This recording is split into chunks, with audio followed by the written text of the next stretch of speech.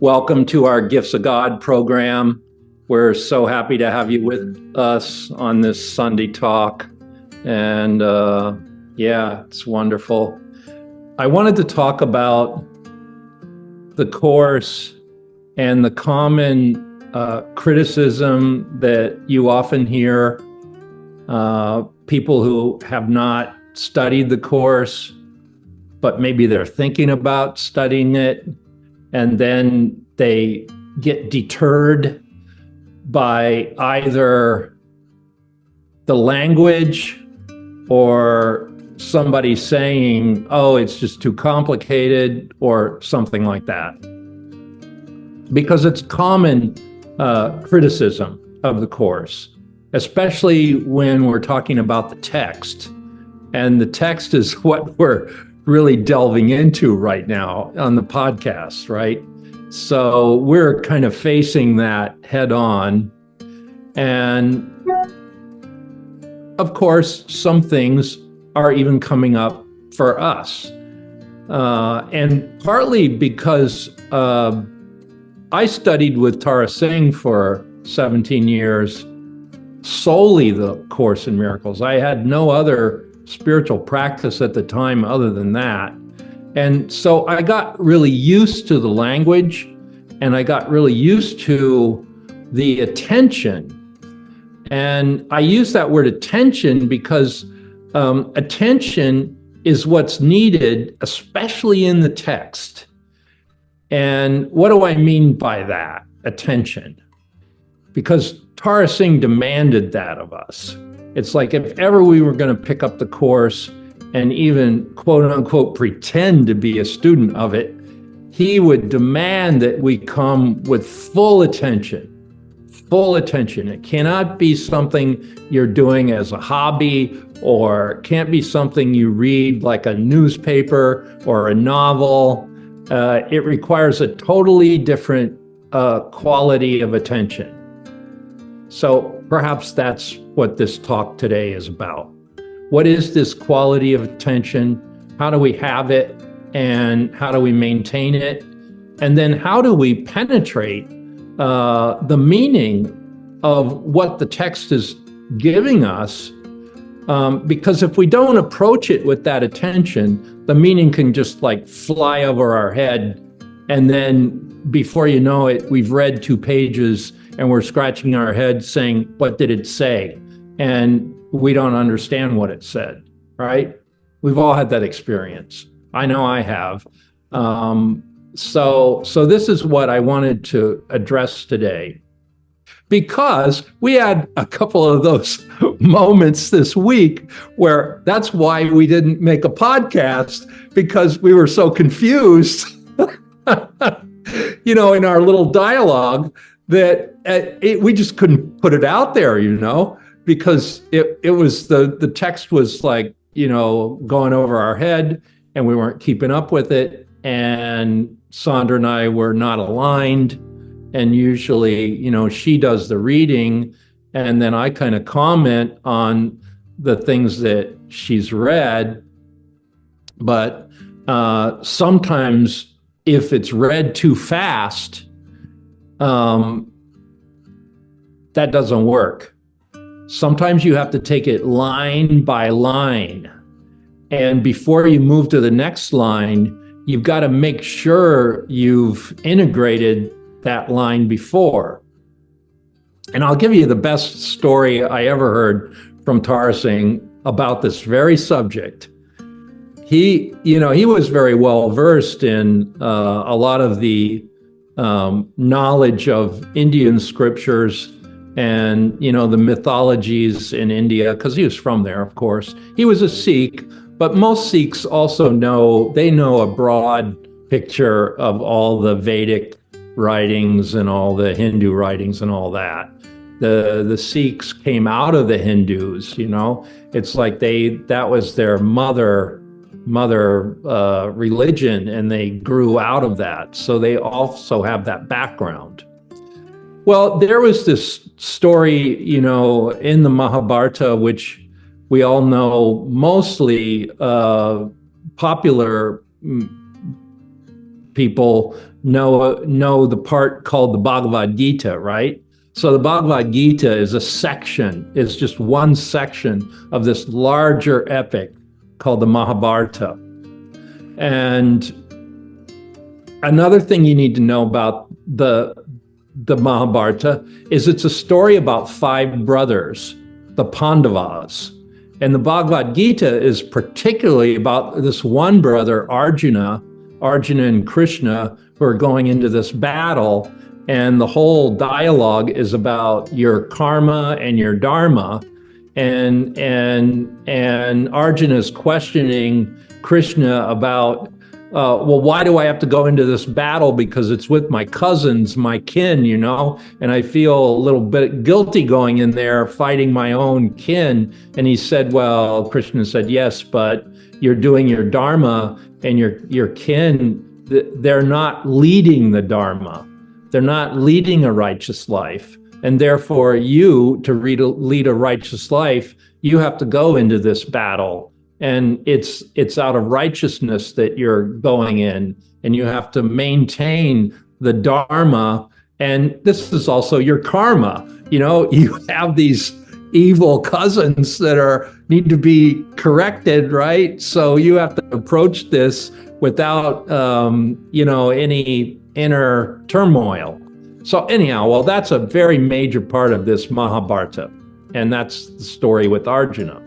But there's another brother in this 5 brothers, and he's the oldest, and we don't know so much about him in popular writing, but anybody that studied the Mahabharata would know immediately. The older brother is Yudhishthira. So Yudhishthira is this character, he's not athletic, he's not the best archer like Arjuna is. He doesn't really have any, qualities that way, but he's the philosopher, and he's the person that knows the mind inside out, right? And he's like a Socrates, he's like a Buddha, it's like he's fathomed the depths of the mind, and he understands how we deceive ourselves, and he's just a perfectly enlightened soul, perfectly enlightened. Well, so part of this story is about Yudhishthira, and he's never told a lie. Well, no, that's not true. It's not exactly true, because this story will demonstrate it.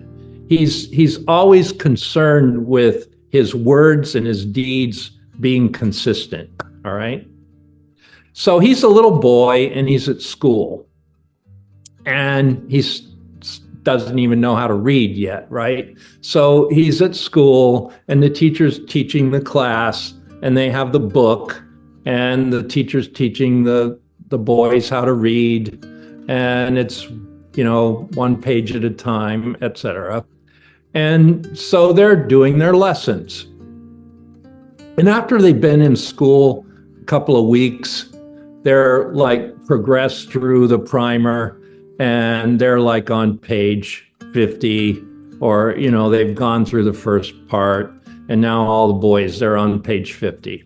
And the teacher looks over at Yudhishthira, and he notices Yudhishthira's still on page 1. He's not keeping up with the other boys. Maybe I've told this story before, some of you maybe heard it, but it's exactly what we need to know in studying the Course in Miracles. So Yudhishthira's still on page 1, and the teacher's surprised because everybody else has progressed. And he says to Yudhishthira, what are you? Are you a dunce, or are you stupid, or why aren't you? For a couple of weeks now, we've been progressing, and it's been really clear. And why are you still stuck on page 1? Well, Yudhishthira says, well, dear teacher, I, don't mean to insult you or anything like that, but I noticed here on page 1, the first line says, never tell a lie. That's the first sentence, right? And he says to the teacher, well, I still tell lies, so I couldn't go on to the next line. And in that moment, he was telling the truth. All the other students, they just glossed over it like, oh, it's just blah, blah, blah. And they're still telling lies, of course, but it says never tell a lie. And they don't care. They just move on. They want to please the teacher and prove that they've done the lesson. So they memorize it or they do the lesson and they move on. But they haven't looked inside themselves to see if they're applying what this truthful thing is saying, right? But not Yudhishthira. He sees that language, what you say or the words that you utter, if you're not living by that truth, then you've rendered the words meaningless, right? So the words have no meaning if you're not applying the words. So, but in Yudhishthira's case, because he's even enlightened as a kid, right? He comes in with that kind of quality of attention. So when he reads, oh, never tell a lie, and then he looks at himself and he says, wow, that's not my truth. I'm still fibbing and manipulating and, doing all this stuff. And so I can't move on because I haven't fathomed the truth of this word, right? So that's the story that Tara Singh told us when he was trying to get us to see that learning the Course in Miracles is meaningless unless you're applying it. And if you don't apply it, he also had other things he said. He would look at us and say, truth unapplied turns to poison. And is that what you want? Like if you've been given the truth and it's clear and maybe you're unique in that maybe only 1 in 50,000 people are ever going to hear this, right? And you've heard it. And if you're not applying it, then that could turn to poison because you're the one that had the opportunity to get this lofty teaching, right? So if you have this opportunity to receive this and you're not applying it, then you're creating really bad karma for yourself. And that it's almost like it's more of a responsibility if you're giving the opportunity and you don't take it and you don't take it all the way and apply what's being taught. Because maybe through circumstances, there are thousands of people that'll never even blunder into the Course in Miracles or even get that opportunity to go that deeply with it. And then furthermore, have the opportunity to have a teacher that understands what it is and has received the energy of it through his teachers, right? So like the lineage is passed down. I doubt if Tara Singh could have understood the importance of what the Course was had he not already spent 35 years with Krishnamurti as his teacher, right? So Krishnamurti had already kind of undone his ego enough that when he discovered the Course in Miracles, he knew it was authentic and he knew what it was. He could recognize that. And then furthermore, to even meet Dr. Shukman, which was impossible. She didn't even have that out there as an opportunity. But because of Tara Singh's determination, he met her and then was her student. And she didn't even have students, right? But she had him as a student. And because of his determination and because of his clarity from what he received from Krishnamurti. So this kind of a lineage, and then for me to blunder into Tara Singh, that's almost also not so possible, right? And then to have that relationship and then also have this story like truth unapplied turns to poison, and don't go on with it if you're not bringing it into application. Don't just read it, blah, blah, blah, and say, oh, well, I studied the course and I did the lessons. And okay, well, do you still have grievances? Do you still have attack thoughts? Do you still have, fear? Do you still have guilt? Because if you do, then you didn't read it at all. It didn't have any action on you. And that's the purpose of it. It acts upon us, right? So then, now getting back to the text language is challenging. Sometimes it feels like it's hopping around. Sometimes it feels like it's using double negatives, right? And flipping our mind around, and seems like it is contradicting itself at some times, but it's not really.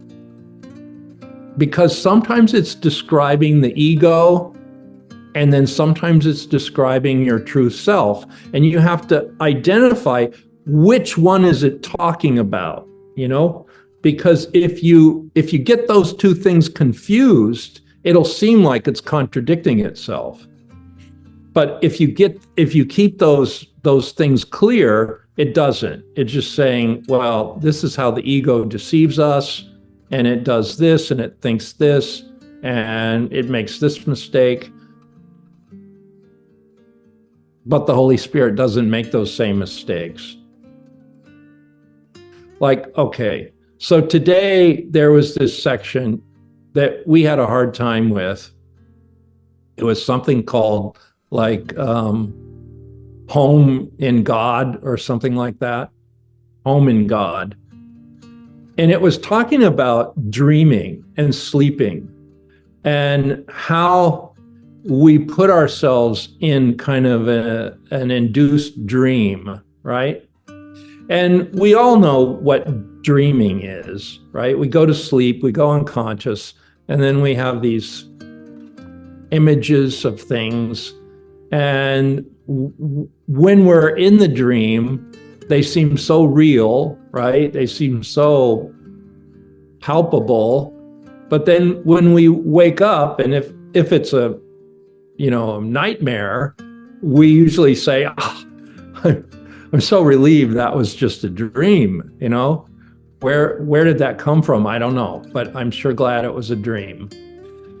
Well, then it was saying in this section, you also have a waking dream, in that your mind is still split. Let's just say, for example, I have some fear of the future, or my partner does something that irritates me, and I feel activated. Okay, well, and I'm awake, so-called, when I'm in those situations. The Course would call that a waking dream. Even though you're quote unquote conscious, you're consciously pissed off, you're consciously irritated, you're consciously afraid of something happening, right? And it's obsessing your mind. It would say, well, that's not perfect happiness. And God's will for you is perfect happiness. And in a state of awareness of who you are, you wouldn't be feeling those things. You wouldn't be afraid. You wouldn't be irritated. You would be in a state where you saw beyond it, or you didn't give attention to it, or you didn't give validity to it, right? You might notice a feeling coming in. Oh, I feel a little bit uncertain about this future event.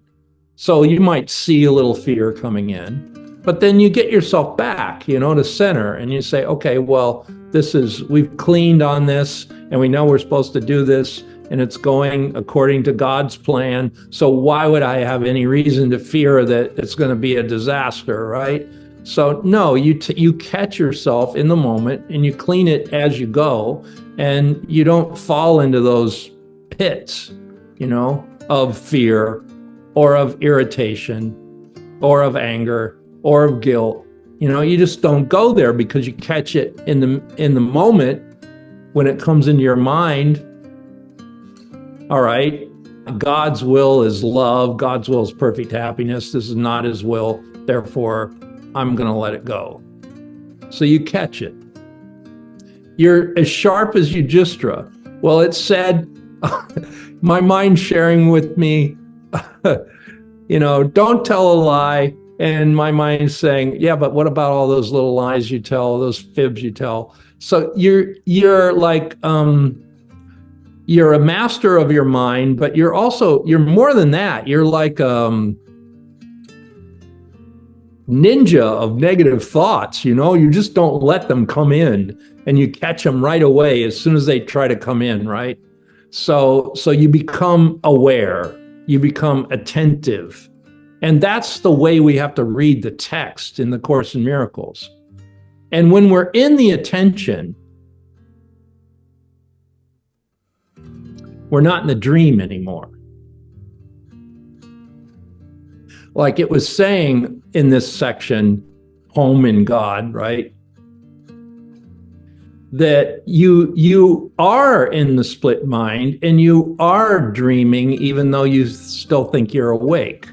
And it basically was saying, well, if you're not in the heaven state, if you're not in the perfect happiness state, then you're dreaming. Even if you're awake, it's like you're still being with a split mind that thinks those things are possible. We call it in rebirthing catastrophic thinking. Like you would be amazed if you if you observe your mind, how much catastrophe you think is possible to happen to you in the future. And we call that catastrophic thinking. Well, it's like, I don't have a vision of the future. I don't see it. I'm afraid it's just not going to happen, or something's going to happen, or it's not going to go well. And all this complex of fear, which splits our mind, by the way. When it talks about a split mind, that's what it's talking about. It starts this section saying you can't really know your true creations as long as your mind is split. Well, okay. So let's just say we read that. How do we go from there? Well, first of all, you have to understand when it says creation, what is it talking about? And then when it says split mind, what is it talking about? Like, don't go any farther. Just ask yourself those two questions. All right, what's it mean by creation? And it says you don't know your creations. Well, I've made up a bunch of stuff and I'm well familiar with stuff I've made up. But that's not necessarily creation. Creation is something that you do with your creator, right? So you're in alignment with your creator. The thoughts you're thinking with your creator are now being extended. And as long as you're in that alignment, you're in the peace and the joy, right? You're in the perfect happiness. It's an inspiration, and you're extending that. And you could safely say that's creation. That's your creation, your co-create. It's really more like co-creation. Creation is that which you extend when you're in alignment with your creator, your divine source, and everything that extends from that would be divine. And your mind's not split, and that's creation. But now, okay, so let's just say your mind is split. And sometimes you have that connection, it feels strong. Sometimes you don't. Sometimes you feel the fear. Sometimes you feel the irritation, or you're depressed, or you're uncertain. Well, your mind is split. Well, that blocks you from making the connection with your creation, right? So at least now it's clear. I know that sometimes my mind is split, and these are the conditions when my mind is split. I'm feeling fear, I'm feeling anxiety, I'm feeling anger, I'm feeling guilt, whatever it is. But as long as you're feeling those, you know your mind is split. So therefore, you're not in touch with creation, and therefore you're asleep. And that's the waking dream that the Course is trying to get us to see.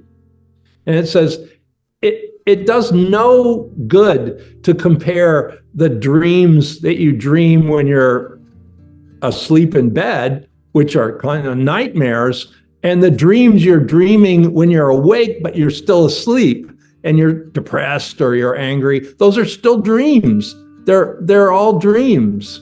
And there's no difference between the one when you're snoring and the one when you're waking. They're still dreams because they're not perfect happiness. Only perfect happiness would be meritorious of calling this creation. If it's got conflict in it, if it's got fear in it, if it's got uncertainty in it, you can bet you're still asleep. And you'd be what Yudhishthira said, still telling lies. I can't go on to the next line because I'm still telling lies and I'm still half asleep. So this is how we have to read the text, and I think this morning's podcast on this section that took us 2 days to get through it. And it's only a one-page section. Some of the text sections, they go on for like 3 pages. This one was only one short page, but it was so deep and it was so like flipping your mind around. It was confronting you so much that just to get through that one page, it's like your ego just couldn't handle it, right? So it was kind of funny. We tried to do it a couple of times and we just couldn't make it through. And we were just getting so like confused. And so I just said, look, Sandra, I can't put this podcast out like this because the teachers are supposed to be clear, right? I'm saying to myself, we're supposed to be clear on this if we're going to put this out to the public, right? So anyhow, it took us like two times. This third time took us 3 times the same section, 1 page to get it. And I felt kind of in the swing of it this morning. And so we finally nailed it.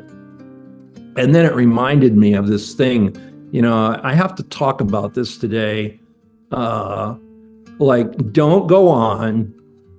Partly why we get confused is we go right through it and don't stop ourselves and don't admit we're stuck there, right?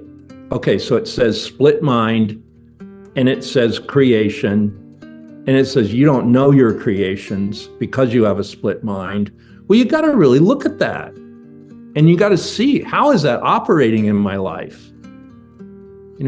Exactly how is my mind split? All right, well, you see it very clearly. Oh, sometimes I'm afraid of the future. Sometimes I have regrets. Sometimes I feel guilty about something that I made a mistake. Sometimes I'm irritated about how things are going. All right, you see it and you say, wow, that is me. Oh, yeah, well, wow, I must be in a waking dream of hell. And you start to see, well, how could I see my creations if I'm running that number, right? So it's really responsibility for our mind. We're taking full responsibility for our mind. We're taking full responsibility for our dynamics of thinking, our dynamics of feelings. How are we feeling during the day? What are we putting out there? How is what's out there affecting us? all that added up together would be how we're receiving or not receiving what the miracle is trying to give us. And that's what the text is trying to give us. It's trying to give us miracles. Well, and then, all right, so we finally got through this part, this really short part, home in God, right? And the last paragraph, after you slog through seeing how confused your mind is, right? And how split your mind is, and how you're dreaming even when you think you're waking, and you look at that. And then it says how easy it is to wake up. You just decide you're going to end the separation. You just decide, that last paragraph, it was so beautiful. I think I'm going to read it. Hang on a second. Let me just pull it up. There's a lot in here, just in this one short paragraph. Yeah, okay. So it's talking about how we forgot who we were, and we kind of banished ourselves from the heaven state through this split mind, fear, guilt, and anger, right? And we decided to do those things. We decided to think that way. So it's really we who have separated ourselves off, even though we're not really separate. That part of our mind we've sort of banished from reality, right? And it goes through and it explains very well how we did that. And we're clear, yeah, we did do that. Now the last paragraph, it's like it's going to restore our sanity, right? It's like it's going to give us a miracle. And it's so swift. And that's the thing about miracles. When you've prepared the ground, right? And you prepared the ground by really looking at what is it trying to tell me? How have I deceived myself, right? And I would say almost 75% of the course is talking to us about how we've deceived ourselves and got ourselves in hell in the first place, right? It's very accurate about describing the misperceptions we've made that have put us there in the first place, right? So after it goes through that whole description of how you've fooled yourself and banished yourself and you got a split mind, now in one paragraph, it's going to undo the split and put you back in the right framework. It says, you will remember everything the instant you desire it wholly. Holy being WHOLLY. Like when you want something totally, like that lesson, above all else I want to see, above all else I want to see things clearly or differently. Well, what does that above all else mean? It means this is more important than anything else in your life, and you dropped everything for this one thing.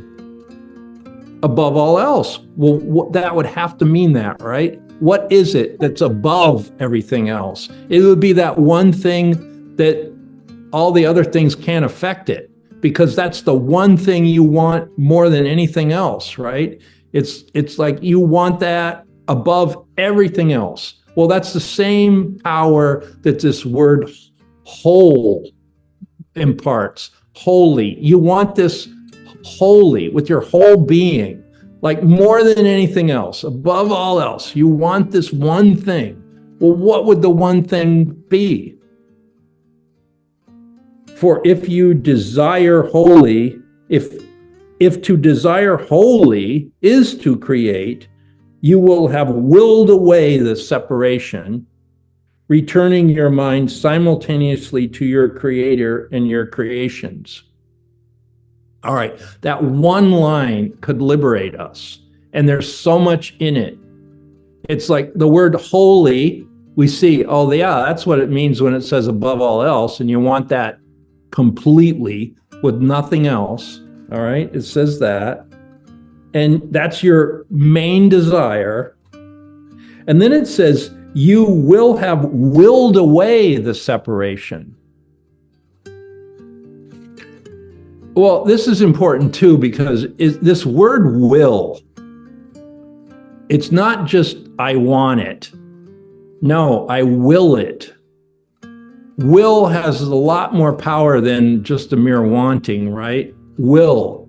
And the Course gives that word a lot of attention. You know, there's lesson 73. It says, I will there be light. And then it's talking about light being the miracle, light being your mastery of forgiveness. You know, forgiveness is, I'm the light of the world. Forgiveness is my function as the light of the world. And then it says miracles are seen in the light, and the light is my strength. So the light and forgiveness are like inseparable. You know, the miracle, the light, the forgiveness are almost the same thing. So, okay, now it's saying, I will there be light. Then in the next one, it says, there's no will but God's will. And then it says, the light has already come and I've forgiven the world. Those three lessons, I will there be light, there is no will but God's, and the light has come, I have forgiven the world. Well, there is the will right there. The whole thing in those three lessons. And then it even reduces it down even more simple than that in this one line. You will remember everything the instant you desire it wholly. Well, that would be will. When you desire something and that's all you want, that would be will. You are making your will one with the will of the Creator. And will is very important here. For if to desire wholly is to create, you will have willed away the separation, returning your mind simultaneously to your Creator and your creations. Well, that's a beautiful thing too, because when we got that close to the will, we don't have a split mind anymore. And then that first line where it said, well, you can't even know your creations because you're in a split mind. Well, now you can know your creations because you don't have a split mind. You've willed away the separation. You've willed away the contradictions, the conflicts, the fears, the guilts, the angers, anything that would split your mind, preventing you from having perfect happiness. You have decided wholly, you're done with that. And now it's like you will there be light, which is mean you accept the atonement for yourself. You're totally forgiven for any mistake you ever made in this lifetime or your 1,000 past lifetimes. They're all washed away. Any residue, any guilt, any wish to be punished is all completely wiped away. And now you're like in a state of happiness, getting closer to the heaven state. And now you notice creation. And you notice the things that you've done in life that are really good. And they are your creations. And you were one with your Creator when you were doing those good things. And that's what made them good, because you were in the flow, right? And they were beautiful. It's like you created something beautiful for God and for yourself and for the people around you. And of course, that would be creation. And that would be what you're here to do. And they don't have any contradictions. And it's, I think back on this story of Yudhishthira, because it's a long story, right? The Mahabharata is like one of those, like, it's mythological stories. It's like a book this thick, right? And at the end of the story, Yudhishthira and his brothers have won the battle, so to speak. They've defeated the evil cousins. They've got their kingdom back. You know, they were kind of banished in the woods, and they finally got the kingdom back, and they won the battle, and righteousness prevailed. And now they're going up this mountain. The mountain represents enlightenment. So they're, oh, and by the way, the five brothers, interesting part of the story, Arjuna wins this princess because he's the master archer, right? And there's this contest where one of the kings is giving away his daughter to the person who can hit this target, right? Which is almost impossible. And this is how he's going to find the husband for his daughter. Well, Arjuna comes, and because he's the greatest archer in the world, he hits the target and he wins the girl, right? And so now he's taking the princess back home, and he says to his mother, oh, mother dear, you know, I won this great prize. I won this great prize. And his mother says, well, share it with your brothers. You know, and in India, you do not contradict the elders. So if the elders give you a directive, it's almost like you have to do it, you know, because you would never contradict your parent, right? This was an era where, you know, that was just so. So, of course, he's not going to contradict his mother. So now he has to share his prize, his new wife, with his other four brothers. So in the whole story, there's the Pandavas, the five brothers, and they're all married to one woman, which is this, I forget her name, but anyhow, she's very righteous, but they're married to one woman, right? And so they're at the end of the story, they're all going up the mountain. And the mountain represents enlightenment. And to get to the top of it means you made it, you know? You made enlightenment. And this is also a treatise in yoga, because as they're going up the mountain, one of the brothers falls down. He can't make it, right? And then he asks his brother, the wise one, Yudhishthira, well, why couldn't I make it? You know, what was in me? What was the impurity in me that I couldn't make it to the top? So Yudhishthira would say, oh, my dear brother, you were too angry all the time, and you didn't make it, and this prevented you from rising to the top. And he said, okay. And then they go a little farther, and then another brother falls. And the brother says, well, dear brother, wise one, why couldn't make it up to the top? And he says, oh, you were too attached to things. So all these impurities that yoga teaches us to overcome, right, are laid out in this story, like greed, attachment, anger, lust, and all these things. The brothers had these impurities and they didn't make it up to the top.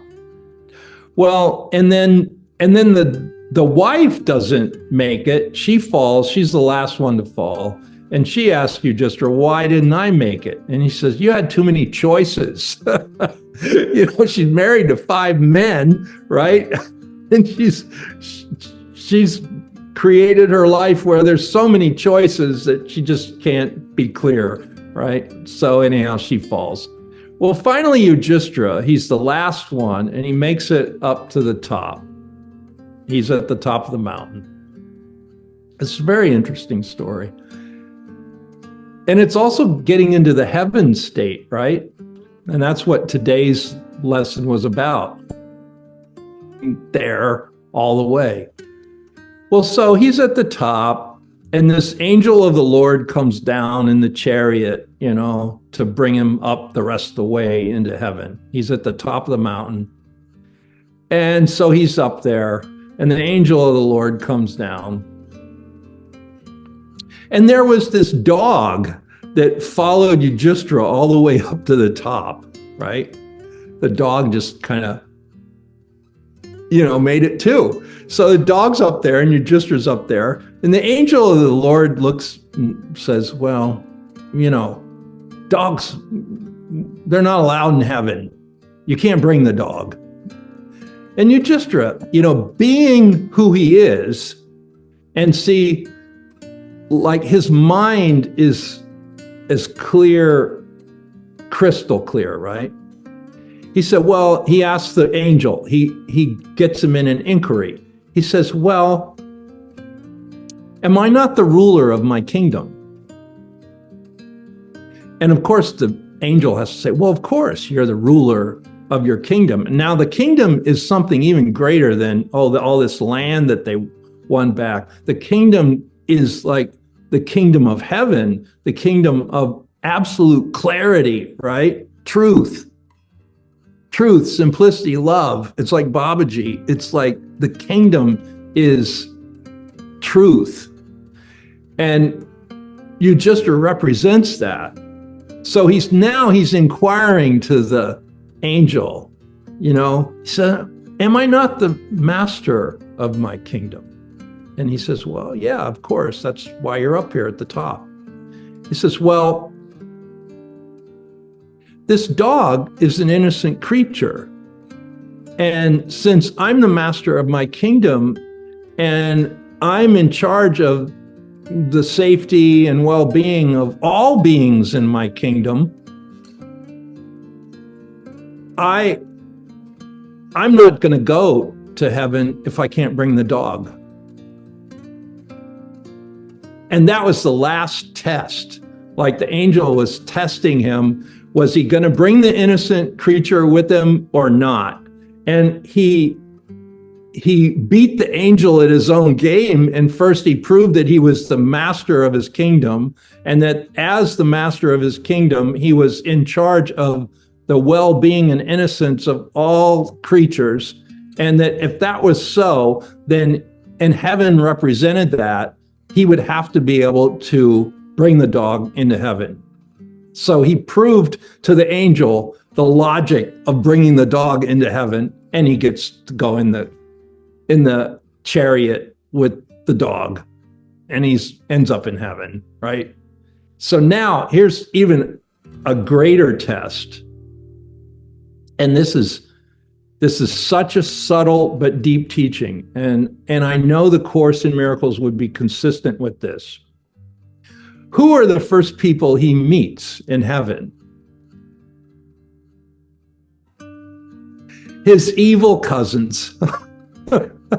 He meets his evil cousins.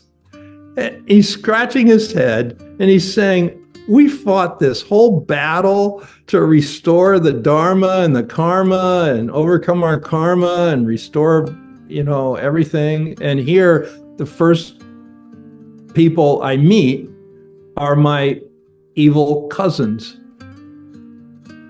What's this all about? And then, of course, he gets the insight, the final lesson that we all have to get. And we see that, yes, when we're in this life and we're grappling with these forces that seem conflicting, the final lesson we all have to get is there's a state beyond all duality where there is no such thing as good and evil. There's no such thing as separation of any kind. So any creature that takes a breath or has a molecule of existence in creation is well deserving of being there, and also well deserving of being in the heaven state. But in order for you to get there, you've got to transcend all notions of good versus evil, and these people are bad and these people are good. And this is also the lesson of Christ on the cross. He says, well, they treated me poorly, but they're not knowing what they're doing, and they're still children of God. And that's the lesson we have to get. Forgiveness is the key to happiness. And that was the last lesson that you just got in the heaven, where he had to just totally forgive his evil cousins for everything and see that their true essence is just as pure as the dog's, just as pure as his, just as pure as his brother's. So the Course in Miracles, Taraji would say, is not to be learned, it's to be lived. And we have to question ourselves every step of the way. Are we living it? And are we, it's like it's beyond our understanding, but it's a clarity that we get beyond the understanding level. We have to integrate it.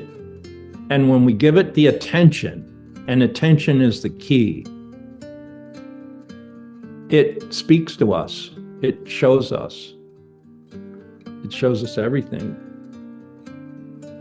So I'm going to end with this last line.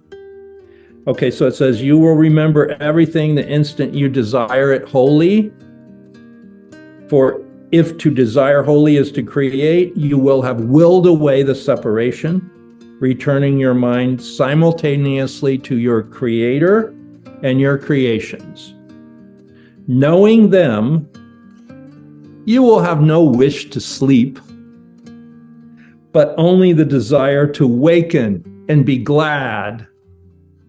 Dreams will be impossible because you will want only the truth.